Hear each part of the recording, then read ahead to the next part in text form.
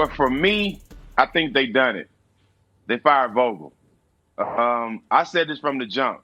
Wow. Vogel wasn't the guy. Vogel wasn't the guy when they first started. Before they even won the championship, I said he wasn't the guy to deal with all those personalities and all those egos. And they had J. Kidd at the time.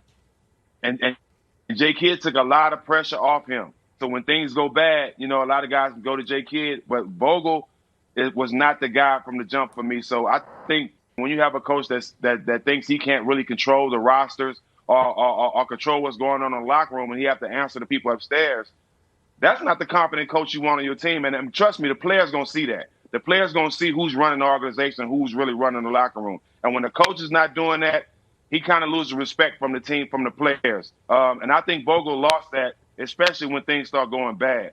With J. Kidd there, I think a lot of those guys can confide in J. Kidd and talk to him and kind of figure out what's going wrong and talk to him as a player. Vogel's a great coach. I'm not taking anything from him, but the team that they had with Russ, Carmelo, AD, and LeBron, I just don't think he was the guy for it, and I think it shows. But for the most part, they have to get guys in there that want to win and want to play with LeBron. And you can't say LeBron's wasting the year because, look, he averaged 30 points this year, damn near.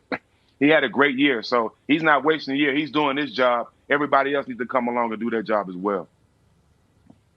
So, listen, I think firing Vogel was a good first step, but other steps need to follow. And the Lakers, Brew, need to decide who they want to be. Do they want to continue to be the Lakers, or do they just want to be a team in a great city with good weather that is going to do what Oklahoma City tries to do and build through the draft? Here's a fun one, Brew, and I'm sure you do know it. The last player the Lakers drafted that was a key part of a Lakers championship, that was James Worthy. Now, you want to say Kobe because they traded for Kobe on draft day, fine. That's fine. But they didn't technically draft him. The Lakers don't build through the draft. They never have.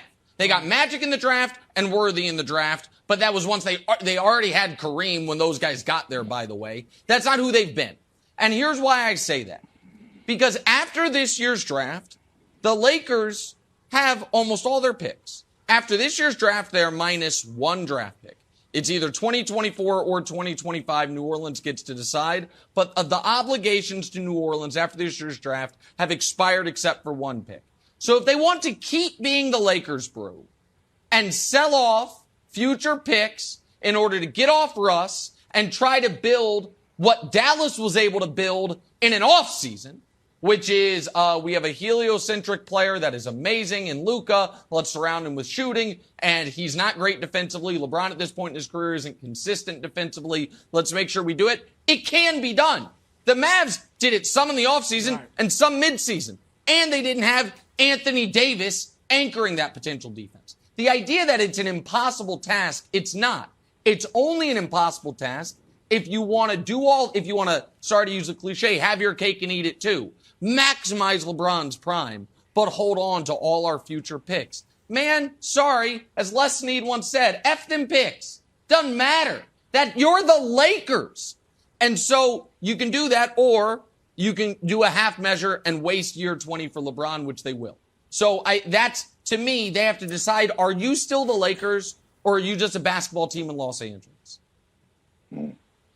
Right. And you mentioned Magic and Worthy being drafted. I wouldn't even count that necessarily as building through the draft because they somehow, with the strange basketball business of the 1980s, they had the number one picks. Even though they were a great team, they had the number one picks. They got Magic and they got Worthy high in the draft. So you're right, Nick, and that's why they shouldn't save these picks in the future just to, not give them up to trade Westbrook. So to me, it's simple. You got to trade Russ, and there is this belief out there that Indiana could make a move. I don't know if you can get Malcolm Brogdon and Buddy Hield, but if you can get those two for Russell Westbrook, my goodness, you're definitely going in the right direction. Charlotte been mentioned. I don't know about that. The Knicks, Wilds, I don't know about that. But you can trade Russell Westbrook. That's the bottom line. You can trade Russell Westbrook. All right. You built. Bro, can I just push back on the? Oh, good. Stack doesn't believe it. Okay, go ahead. Stack. Stat, they can bring this team back without Frank Vogel, and all of a sudden they competing for a championship? I think so. I mean, Russ led them in all categories except points. You going to trade that? Turnovers. Yeah.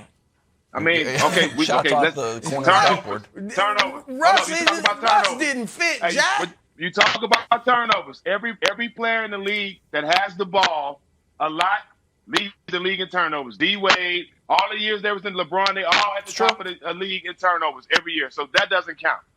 I agree with that. That doesn't count. Okay. Those 10 assists he gets, Stack, how about those turnovers? Okay, how about shots off the corner of the backboard and air balls from 7 feet out? Like, you right about those were like, it felt like something was fundamentally wrong. Bunnies. Miss lay, like, I think it's tough. But Broussard, I want to just push back on you got to trade Russ. Because we don't think New York is happening. We don't think Charlotte's happening. So it feels like all of media, and maybe Rob Pelinka, have pinned their hopes on this Indiana deal. And it's very similar what's happening with Baker and the Seahawks. It's like, well, looking around, musical chairs, Seahawks, that's my spot. But if the Seahawks say no, like, I'm out. Just go through it. If the Pacers say no, like, you know what, we don't want to do that. We just not in the mood. I don't know if there's a market for Russ, and Stack might be right, that the Lakers are going to start the season with Russ back on the roster. No. Look, everybody can be traded. People have always thought Russ couldn't be traded. They thought he couldn't be traded from Oklahoma, but he goes to Houston. They thought you're stuck with him, but he goes to Washington. Nobody taking Russ, and he goes to the Lakers. Everyone can be traded. It might be bad contract for bad contract. This isn't even a bad contract anymore, though. And so, Jack, my thing with Russ, and you're right, and I said this yesterday, years from now when people look back at this season and they look at the stats, they're going to see 18, 7, and 7 on 44% shooting, which is the 5th best ever for Russ. Wow, he wasn't that bad. They just scapegoated him. But the fit, Jack, like, you know. But guess what, Wilds? There's other terrible GMs. And you're out here, you're like, other than Indiana, listen, never underestimate the ability of the Sacramento Kings to make a terrible move. Never underestimate the ability of the New York Knicks I don't think they're gonna to all of a sudden try to put butts in seats. Don't say that about Leon Rose. Right. Listen, I'm just telling what I'm saying. That's not happening.